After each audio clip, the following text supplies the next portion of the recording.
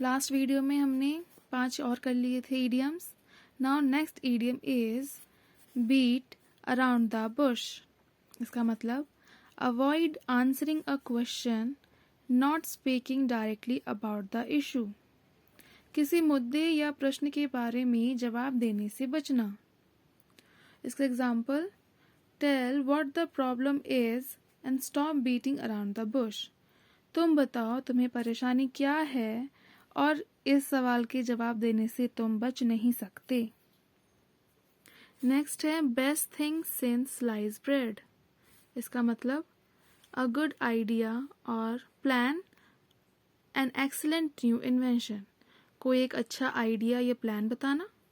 इसका example, I love your idea, it's the best thing since slice bread.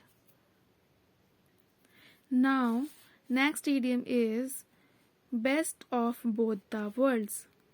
इसका meaning, situation where one can enjoy two different opportunities. ऐसी स्थिति जहाँ कोई 2 अलग अलग अवसरों का आनंद ले सकता है. इसका example, she had a privilege of professor and a freedom of student. She had the best of both worlds. Next है bite off more than you can chew. इसका मतलब to take on a task that is way too big. किसी कार्य को करना जो बहुत बड़ा हो. इसका example, our boss bite off more than she could chew when she promise the client we would have the project ready by next week. Next idiom है ब्लेसिंग इन डिस्गाइज.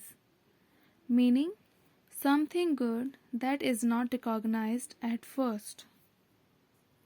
इसका मतलब कुछ अच्छा जो पहली बार में पहचाना नहीं जाता.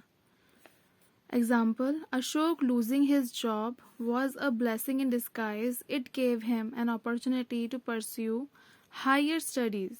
अशोक की जॉब चले जाना यह एक ब्लेसिंग है डिस्गाइज में, क्योंकि ये उसे अपॉर्चुनिटी देता है कि वो हायर स्टडीज़ को परस्यू कर सके.